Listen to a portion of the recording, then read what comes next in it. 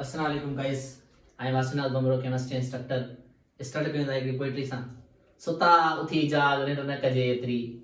Sota uthi jag nirna kajetri. Sultani swag nindru ko nina मेरे. जो आज दिन को अनुमान है जो आज का हमारा अनुमान है वो है हाइब्रिडाइजेशन. क्लास फर्स्ट ईयर में से हाइब्रिडाइजेशन हमारा टॉपिक है.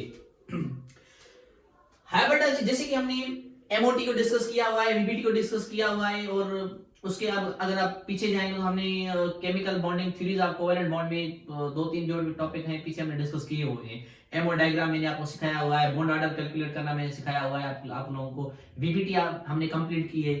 तो उसके बाद जो फॉरेन टॉपिक आ जाता है वो है हाइब्रिडाइजेशन जो एमडीकेट के हवाले से भी इंतहाई अहम टॉपिक है. अगर मैं गलत नहीं हूं कि 2 से 3 एमसीक्यूज एमडीकेट में लाजमन आते हैं हाइब्रिडाइजेशन से. 2 से 3 एमसीक्यूज. हाइब्रिडाइजेशन जिस बंदे ने इंट्रोड्यूस की थी उसका नाम था लाइनस पॉलिंग. लाइनस पॉलिंग नाम का एक मायारी साइंसदान था जिसने ये क्रेडिट लिया हाइब्रिडाइजेशन को इंट्रोड्यूस करने का. According to Linus Pauling hybridization क्या होती है बेटा? It is a intermixing. Hybridization लफ्ज को जो ये सारी चीज मिली ना, ये नाम पड़ा वो हाइब्रिड से मिला. हाइब्रिड. अब हाइब्रिड क्या होता है? हाइब्रिड ऐसी चीज होती है एक नई चीज. अब जैसे कि हमें एक प्लांट है जिसका जो कद है वो छोटा है, एक का जो है एक प्लांट का जो फ्रूट ज्यादा होती है. अब हम क्या कर रहे हैं, एक प्लांट कद में बड़ा है उसमें फ्रूट ज्यादा है, एक प्लांट कद में छोटा है फ्रूट उसमें कम है. हम क्या करेंगे, उन दोनों का हाइब्रिड बनाएंगे. हाइब्रिड बनाएंगे किस तरह के? प्लांट में कद छोटा रहे लेकिन फ्रूट ज्यादा आ जाए, हम दोनों का हाइब्रिड बनाएंगे. उन दोनों को मिला के हाइब्रिड बनाएंगे. जिस तरह हाइब्रिड जो बीज आ गई इस तरह हाइब्रिड अभी जो साइंस ने तरक्की की है तो हाइब्रिड काफी चीजें बन रही है. हाइब्रिड का मतलब होता है 2 चीजों से लिया गया और उसमें ये खासियत होती है कि उस हाइब्रिड चीज में जहां से वो लिया गया है उनमें बहुत सारी खासियत होती है. जैसे मैंने प्लांट का मिसाल दिया कि अगर एक प्लांट छोटे कद का है, एक में ज्यादा फल है, अगर दोनों का हाइब्रिड बीज बनाएंगे तो उस हाइब्रिड बीज में दोनों प्लांट की खूबियां होंगी, दोनों प्लांट की जो नेचर वो निस्बत उनमें पाई जाएगी. तो इस तरह हाइब्रिडाइजेशन मतलब क्या है? It is intermixing. मिलना किनका मिलना? एटॉमिक ऑर्बिटल्स का मिलना आपस में, कि जो एटॉमिक ऑर्बिटल्स हैं वो आपस में मिले, इंटरमिक्स हो, मिल जाए आपस में. कौन से? Half field. ऑर्बिटल में 2 इलेक्ट्रॉन होते हैं, अगर ऑर्बिटल में 1 इलेक्ट्रॉन है वो भी मिल सकता है. Full field. एक ऑर्बिटल में 2 इलेक्ट्रॉन होती हैं, अगर 2 इलेक्ट्रॉन उस ऑर्बिटल में क्या वो मिल सकता है? हाँ जी मिल सकता है. उसके बाद इवन एम्प्टी ऑर्बिटल्स, खाली ऑर्बिटल, हाँ खाली ऑर्बिटल भी मिल सकता है. होता क्या है? To get same shape and energy. जब ये ऑर्बिटल्स आपस में मिलेंगे और एक नया ऑर्बिटल एक बनेगा, 3 4 5 6 7 ऑर्बिटल्स आपस में मिलेंगे, एक नया ऑर्बिटल बनेगा, एक नया हाइब्रिड जिसे हम ऑर्बिटल कहेंगे वो बनेगा. उस हाइब्रिड ऑर्बिटल की जो एनर्जी होगी वो शेप होगी वो उनसे जो रिस्पेक्टिव जो फॉर्मर ऑर्बिटल्स हैं उन जैसी होगी. ठीक है ना? तो एनर्जी उन जितनी होगी. अगर लेट कंसीडर कि एक ऑर्बिटल की एनर्जी 10 है दूसरे की 12 है, अब इन दोनों का हम क्या हाइब्रिड बना रहे हैं, तो जो नया ऑर्बिटल बनेगा उसकी एनर्जी कभी भी 22 से ज्यादा नहीं होगी, 22 से कम भी नहीं होगी, अप्रोक्सीमेटली 22 ही होगी. ठीक है ना? और शेप भी उन जैसी होगी, ऐसा नहीं कि शेप चेंज होगी. ठीक है बेटा? तो यहाँ पे देखेंगे मिसाल है जब 2 ऑर्बिटल आपस में मिलती हैं, ये देखिए एस ऑर्बिटल ये पी ऑर्बिटल यहाँ पे मिले हैं, तो देखिए इन तीनों को हम क्या करेंगे? ऐड करेंगे. जब ये मिलेंगे आपस में इंटरमिक्स होंगे, एक नया ऑर्बिटल बन रहा है. अब नए ऑर्बिटल की जो एनर्जी होगी, एनर्जी इन जितनी होगी और शेप भी देखिए इन जैसी है. देखिए यहाँ पे सर्कुलर ये देखिए डबल शेप यहाँ पे सेम है. तो जब 2 4 एटॉमिक ऑर्बिटल्स आपस में मिलती हैं तो उनकी शेप और जो एनर्जी वो कंजर्व रहती है. तो जिस तरह आपने पढ़ते हैं ना, law of conservation of mass पढ़ती हैं, law of conservation of momentum पढ़ती हैं, law of conservation of energy पढ़ती हैं, तो hybridization is conservation of shape and energy. तो हम इसे क्या कहते हैं? इस टॉपिक को हम अलग नाम दे सकते हैं. It is a conservation of shape and energy. Atomic orbital की जो शेप और एनर्जी वो कंजर्व रह जाती है. यहाँ पे मैं कंजर्व वर्ड इस्तेमाल कर रहा हूं, इसका मतलब क्या है? इक्विवेलेंट होती है. कंजर्व का मतलब सेम, यहाँ पे सेम हम नहीं कहेंगे लेकिन इक्विवेलेंट होती है. So we can use word conserve. यहाँ पे एक और मिसाल दे रहा हूं आपको. ये देखिए एस ऑर्बिटल, ये 3 पी ऑर्बिटल आपस में मिल रहे हैं और हो क्या रहा है कि एक नया ऑर्बिटल बन रहा है। देखिए यहाँ पे इस ऑर्बिटल और ये डम्बल शेप बन रही है। अब इस ऑर्बिटल की एनर्जी भी इन जितनी है और शेप भी देखिए इन जैसी है। ये देखिए आप, शेप भी इन जैसी है ऑर्बिटल्स की, शेप भी चेंज नहीं है। हाइब्रिडेशन हम क्या कहते हैं? It is the intermixing of full field, half filled और एम्प्टी ऑर्बिटल्स। अब फुल फिल्ड का क्या मतलब है? अगर भाई इसमें एक इलेक्ट्रॉन है, इसमें भी एक इलेक्ट्रॉन है, तो ये आपस में हाइब्रिडाइज्ड होंगे। और ये खाली है, इसका मतलब क्या है? इसमें एक, ये खाली है, ये हाइब्रिडाइजेशन में हिस्सा नहीं लेगा। भाई लेगा, क्योंकि डेफिनेशन में बताओ हाफ फील्ड भी हिस्सा लेती हैं और एम्प्टी ऑर्बिटल्स भी हिस्सा लेते हैं। एम्प्टी हाफ फील्ड ये हिस्सा लेंगे और एक नया ऑर्बिटल बनेगा सेम जितना भी बना था। और इसमें अगर दो इलेक्ट्रॉन है, इसमें दो इलेक्ट्रॉन है, क्या वो आगे हाइब्रिडाइजेशन में जाएंगे? हाँ, वो आगे हाइब्रिडाइजेशन में जाएंगे, क्योंकि फुल फील्ड भी एटॉमिक ऑर्बिटल्स भी हाइब्रिडाइजेशन में हिस्सा लेती हैं, एक नया हाइब्रिड ऑर्बिटल बनाते हैं। तो ये चीज जरूरी नहीं है कि आपके खाली ऑर्बिटल्स होने चाहिए, ऑर्बिटल्स में कोई इलेक्ट्रॉन नहीं होना चाहिए तब जाके हाइब्रिडेशन होगी, ऐसा नहीं है। लेकिन शर्त ये है कि वो जो इलेक्ट्रॉन, वो जो ऑर्बिटल होने चाहिए वो वैलेंस ऑर्बिटल होने चाहिए। इनर ऑर्बिटल की हाइब्रिडेशन नहीं होती। लेट मी क्लियर, हाइब्रिडेशन होती है वैलेंस और ऑर्बिटल्स की होती है। वैलेंस कौन से होती है? लास्ट ऑर्बिटल्स, जिसमें ऑर्बिटल्स में जो इलेक्ट्रॉन होते हैं वही हाइब्रिडेशन में पार्टिसिपेट कर सकती हैं। अदरवाइज ज्यादातर अमूमन वैलेंस इलेक्ट्रॉन के अलावा हाइब्रिडेशन नहीं होती है। तो यहाँ पे कंडीशंस पे आ जाती हैं हम। कंडीशन ये कि atomic orbital must have equivalent energy, कि जो ऑर्बिटल मिल रहे हैं उनकी एनर्जी सेम होनी चाहिए। भाई जिस तरह मैं कहूं भाई, अगर मैं 1s या इस तरह 3s ऑर्बिटल को अगर मैं 5p से मिलाना चाहूं, 5p से मिलाना चाहूं, तो क्या ये मिलेगा? कभी नहीं मिलेगा, क्योंकि प्रिंसिपल क्वांटम नंबर चेंज है। इसका प्रिंसिपल क्वांटम नंबर 3 है, इसका प्रिंसिपल क्वांटम नंबर 5 है। सो पहली जो सीढ़ी है ना, पहली हम सीढ़ी चढ़ेंगे वो हाइब्रिडाइजेशन की, वो ये है कि ऑर्बिटल जो मिलने चाहिए उनका प्रिंसिपल क्वांटम नंबर देखें। तो प्रिंसिपल क्वांटम नंबर सेम होना चाहिए या अजीमथल सेम होना चाहिए। तो ज्यादा ये बेहतर है कि प्रिंसिपल क्वांटम सेम नंबर होना चाहिए, तब जाके वो ऑर्बिटल आपके हाइब्रिडाइजेशन में हिस्सा लेती है। यहाँ पे अगर मैं कहूं भाई दिस इज अ 2s और this is 2p, these are the 2p orbitals, ये हिस्सा ले सकते हैं। भाई मैं इसको कर दूं ये दिस 1s और ये 2p, ये इतना बड़ा डिफरेंस नहीं है, ठीक है ना? 1s 2p का डिफरेंस नहीं है। मैं यहां पे ऐसा कहूं भाई this is a 2s and this is a 3d orbitals हैं, तो क्या ये ऑर्बिटल आपस में हाइब्रिडाइजेशन में हिस्सा लेंगे? तो यहाँ पे थोड़ा सा केस हमारे लिए डिफिकल्ट बन जाता है, क्योंकि 3s की एनर्जी बिल्कुल कम है, 3d की एनर्जी ज्यादा है। तो प्रिंसिपल क्वांटम नंबर हमारा क्या है? चेंज है, लेकिन एनर्जी में भी डिफरेंस है, क्योंकि s की एनर्जी कम है और d की एनर्जी क्या है? ज्यादा है। s और p की एनर्जी निस्बत सेम नहीं है, लेकिन s की एनर्जी समहाउ हम कंपेयर कर सकते हैं p के साथ। शर्त ये है कि उनका प्रिंसिपल क्वांटम नंबर सेम होना चाहिए, ठीक है ना? यहाँ पे अगर मैं आप लोगों को बताऊं कि भाई यहाँ पे 3s नहीं है, अगर मैं यहाँ पे रखूं भाई, यहाँ पे मैं रखूं 3s 3p ऑर्बिटल का मेलाप कराऊं और 3d का भी करवाऊं, क्या हो सकता है? पहली सीढ़ी ये कि s की एनर्जी कम है, p की क्या है? थोड़ी ज्यादा है, d की बिल्कुल ज्यादा है। तो यहाँ पे एक चांस है एनर्जी का थोड़ा बहुत डिफरेंस है, लेकिन प्रिंसिपल क्वांटम नंबर सेम है।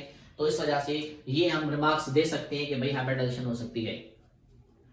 और दूसरी सीढ़ी क्या है कि orbitals must overlap in same orientation. भाई ओरिएंटेशन सेम होनी चाहिए, इस तरह नहीं हो सकता। अगर मिसाल के तौर पे ये s ऑर्बिटल और मैं इसको इस p ऑर्बिटल के साथ मिला दूं, तो देखिए ओरिएंटेशन देखिए, यहां पे मिलेगा ये ओरिएंटेशन, देखिए ओरिएंटेशन का डिफरेंस है, क्योंकि जो ओवरलैपिंग होने चाहिए अकॉर्डिंग टू वीबीटी वो लोब्स पे होनी चाहिए, यहां पे तो नोडल पे लेने। तो ज्यादा ये बेहतर है कि नोड्स जो अकॉर्डिंग टू वेव फंक्शन जो हमने पढ़ा है श्रोडिंगर में हमें बताया था, तो यहाँ पे क्या है कि लोब्स में होने चाहिए, इलेक्ट्रॉन डेंसिटी यहाँ पे पाई जाती है, ठीक है ना? तो ये ऑर्बिटल जब मर्ज करेंगे तो जो हाइब्रिड ऑर्बिटल बनेगा वो ज्यादा इफेक्टिव बनेगा। इसका ज्यादा इफेक्टिव नहीं बनेगा, बन सकता है लेकिन रेयर केस में 90 ऐसा समझे 90% तो नहीं बनेगा, लेकिन संभव अगर बनेगा तो, लेकिन ये बनेगा कि इसमें इतना इफेक्टिव नहीं होगा, क्योंकि ऑर्बिटल में ये है कि direction of atomic orbital same होना चाहिए। यहाँ पे देखिए ना, ये देखिए ये ऑर्बिटल मिल रहे हैं, इनका देखिए थोड़ा सा, ये देखिए मार्जिन, ये देखिए इसका मार्जिन देखिए, फिर यहाँ पे मिल रहा है, ये देखिए थोड़ा सा हम सिलाई कर लें थोड़ी, तो यहाँ पे ये मिल रहा है। तो ओरिएंटेशन तो सेम है ना, कम से कम ओरिएंटेशन सेम है, फिर समहाउ हम ये इफेक्ट नेगलेक्ट कर सकते हैं कि भाई हो सकता है। उसके बाद ये तो मैंने आपको बात बता दी कि valence electron orbitals get hybridize, only valence electron के जो ऑर्बिटल में जो इलेक्ट्रॉन होते हैं वही हाइब्रिडाइजेशन में हिस्सा लेते हैं। Hybrid orbitals are more stable in forming bond, यहाँ पे देखिए ये ऑर्बिटल से और ये भी एक ऑर्बिटल है, मैं कहूं बॉन्ड बनेगा, ये ऑर्बिटल ये ऑर्बिटल ये ऑर्बिटल या ये ऑर्बिटल, इफेक्टिव कौन है? जो हाइब्रिड ऑर्बिटल बना है ना, 2-4 से ऑर्बिटल से एक नया हाइब्रिड ऑर्बिटल जो बनाया है वो ज्यादा स्टेबल है केमिकल बॉन्डिंग के लिए। तो मैं आपसे पूछूं भाई केमिकल बॉन्डिंग किस में हो सकती है? अनहाइब्रिडाइज्ड ऑर्बिटल में ज्यादा बेहतर है, हाइब्रिडाइज्ड ऑर्बिटल में ज्यादा बेहतर है? So your answer will be very very very loud and clear, hybridised orbital. ठीक है ना? तो हाइब्रिडाइज्ड ऑर्बिटल में जो फॉर्मेशन ऑफ बॉन्ड वो ज्यादा स्टेबल होती है, ज्यादा इफेक्टिव होती है। अनहाइब्रिडाइज्ड ऑर्बिटल में बॉन्डिंग, केमिकल बॉन्डिंग इतनी इफेक्टिव नहीं होती। Orbitals, hybrid orbitals have equivalent shape and energy, मैंने ये पॉइंट आपको समझा दिए। ये नया ऑर्बिटल बनेगा ना, उनकी जो शेप और एनर्जी होगी वो रिस्पेक्टिव अपने फॉर्मर एटॉमिक ऑर्बिटल जैसी होगी। यहां एक पॉइंट में ऐड कर रहा हूं कि नंबर ऑफ हाइब्रिडाइज्ड ऑर्बिटल बराबर होता है number of combination of atomic orbitals के। ठीक है ना? ये पॉइंट मैं लास्ट में आपको एक्सप्लेन कर रहा हूं, लेकिन यहां पे इस पॉइंट को आप नोट कर लें कि नंबर ऑफ हाइब्रिडाइज्ड ऑर्बिटल्स बराबर होता है number of combination of atomic orbitals. तो ये थोड़ी सी पॉइंट थी और ये मैंने पॉइंट आपको क्लियर कर दी। अब आ जाते हैं हम टाइप्स ऑफ हाइब्रिडाइजेशन पे। जो सबसे पहला हमारा अकॉर्डिंग टू हमारा टेक्स्ट है वो है sp3 हाइब्रिडाइजेशन। इस हाइब्रिडाइजेशन का मतलब है कि एक s ऑर्बिटल मिलेगा और 3 p के ऑर्बिटल मिलेंगे और ये ओवरलैप करेंगे, इंटरमिक्स करेंगे, एक नया ऑर्बिटल बनेगा, उसे हम कहते हैं हाइब्रिडाइज्ड ऑर्बिटल। इसकी डेफिनेशन बिल्कुल सिंपल है, देखिए s के ऊपर 1 है या 3, एक s ऑर्बिटल 3 p का ऑर्बिटल का मेलाप होना चाहिए, कॉम्बिनेशन होना चाहिए और बनेगा क्या? नया ऑर्बिटल बनेगा। This is called as sp3 hybridization. उसके बाद sp2 में क्या होता है कि एक s ऑर्बिटल 2 p ऑर्बिटल आपस में मिलेंगे, यूनियन करेंगे, कॉम्बिनेशन करेंगे, इंटरमिक्स करेंगे और बनेगा क्या? नया ऑर्बिटल बनेगा, उसे हम कहते हैं sp2 हाइब्रिडाइजेशन। sp2 का मतलब है 2 p के एक s के ऑर्बिटल इंटरमिक्स होने चाहिए। और यहाँ पे sp का क्या मतलब होता है? sp का मतलब होता है कि भाई एक p का ऑर्बिटल एक s का ऑर्बिटल आपस में कॉम्बिनेशन करेंगे और जाके नया हाइब्रिडाइज्ड ऑर्बिटल बनेगा। इसे हम क्या कहते हैं? इसे हम कहते हैं sp हाइब्रिडाइजेशन कहते हैं। sp3 में होता क्या है? sp3 में जो s कैरेक्टर होता है, s कैरेक्टर होता है 30% s कैरेक्टर होता है, जो सवाल इंडिकेट में आते हैं कि भाई sp3 में s कैरेक्टर कितना है। और इसमें जो 77 ऐसा आप कह लें 77 आपका p कैरेक्टर होता है। सॉरी इसमें 25 ये होता है और 75 ये होता है आउट ऑफ 100। यहाँ पे sp2 में क्या होता है? 30% आपका s कैरेक्टर यहाँ पे होता है और 67% यहाँ पे क्या होता है? p कैरेक्टर होता है। इसमें 67 यहाँ पे क्या होता है? p कैरेक्टर होता है। ठीक है बाबा? और sp में क्या होता है? 50% क्या होता है? 50% s होता है एंड 50% आपका p होता है कैरेक्टर। यहाँ पे सवाल आ सकते हैं इंडिकेट में, इस पॉइंट में सवाल आते हैं भाई sp3 में s कैरेक्टर कितना है? 25, p 75 और sp2 में s कितना है? 33 और p 67 और sp में 50 s होता है 50 p होता है। ये सवाल आ सकता है। सो नेक्स्ट हम चलते हैं, जो हमारा मेन शुदा टॉपिक है वो है trick for hybridization. Hybridization calculate करें, उनकी ट्रिक क्या है, उनकी लॉजिक क्या है। तो सबसे पहले जो ट्रिक मैं आपको बताऊंगा, ये ट्रिक हमने लिखी है लेकिन इसको हम यहाँ पे एक्सप्लेन करते हैं। उसके बाद हम देखेंगे ग्रुप नंबर देखेंगे। इस कार्बन का ग्रुप नंबर कौन सा है भाई? 4th group. बीच में निशानी देंगे हम, प्लस की निशानी देंगे और एक हाइड्रोजन का एक ग्रुप। यहाँ पे कितनी हाइड्रोजन है? 4। पहले हम कार्बन का ग्रुप नंबर लिखेंगे, उसके बाद हाइड्रोजन का हम लिखेंगे। Sir excuse sir. और यहाँ पे एक हाइड्रोजन का एक होता है और 4 का कितना होता है? 4 होता है। तो हम रखेंगे यहाँ पे 4 रखेंगे। ठीक है, 4 और 4 को हम क्या करेंगे? ऐड करेंगे तो जवाब आएगा 8 आएगा। यहाँ पे देखिए अगर 2 और 8 के बीच में जवाब आएगा उसे हम किसके साथ डिवाइड करेंगे? 2 के साथ डिवाइड करेंगे। ठीक है ना भाई? तो हमारा जवाब आया 8, इसको 2 के साथ डिवाइड करेंगे, जवाब आएगा 4। यहाँ पे एक चीज आपने नोट रखनी है, अगर जवाब आपका 4 आए तो जवाब हाइब्रिडाइजेशन sp3 होती है, जवाब 3 आए तो हाइब्रिडाइजेशन sp2 होती है, अगर जवाब 2 आए तो हाइब्रिडाइजेशन आपकी sp होती है। इससे ज्यादा भी होती है, 5 भी होती है, 6 भी होती है, मैं नेक्स्ट वीडियो में आपको बताऊंगा मैं। ठीक है ना? तो यहाँ पे जवाब कितना आया? 4। इसका मतलब क्या? मीथेन की हाइब्रिडाइजेशन कौन सी है? sp3 है।